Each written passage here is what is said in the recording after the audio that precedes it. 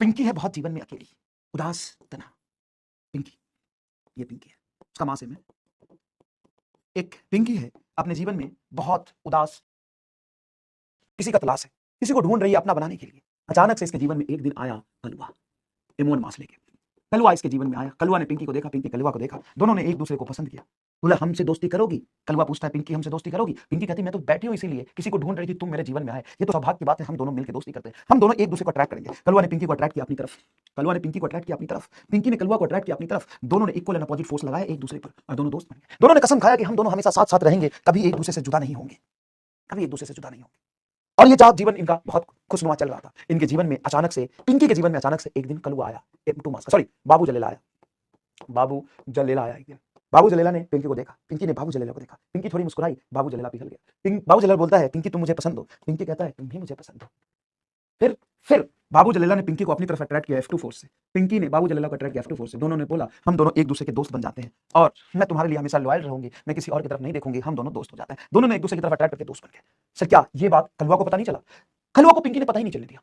तो सर जब ये दोनों दोस्त बन गए तो इनका ब्रेकअप हुआ नहीं? It's the talent of Pinky. इसने इससे दोस्ती कर लिया और जब इससे दोस्ती किया तो इसके दोस्ती में कोई फर्क ही नहीं पड़ा। मतलब इन दोनों के बीच जो ग्रेविटेशनल फोर्स लग रहा था वो तीसरे के आने से इस पर कोई फर्क नहीं पड़ा।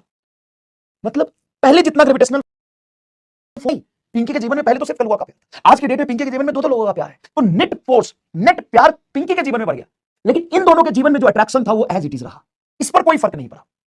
एक दिन आया रामलाल M3 मास लेके, उसने पिंकी को देखा, पिंकी ने रामलाल को देखा, रामलाल ने बोला पिंकी तुम मुझे पसंद हो? पिंकी ने बोला कि रामलाल तुम ही मुझे सिर्फ पसंद हो, मैं सिर्फ तुम्हारी हूं, हम दोनों दोस्ती कर लेते हैं, चलो ना। इसने एक दूसरे को अट्रैक्ट किया, इसने फोर्स लगा F3, रामलाल ने फोर्स लगा F3, इनके बीच की दोस्ती हो गई।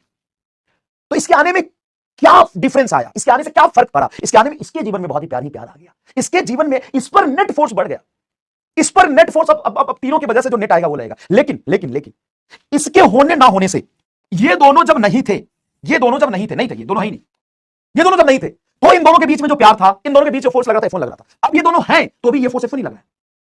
इसी लॉ को कहते हैं क्या? इसी लॉ को कहते हैं सुपरपोजिशन थ्योरम। इसी लॉ को कहते हैं सुपरपोजिशन थ्योरम। सर ये क्या कहता है? इसका स्टेटमेंट क्या है? इसका स्टेटमेंट है पिंकी इज वेरी टैलेंटेड। मतलब सर, मतलब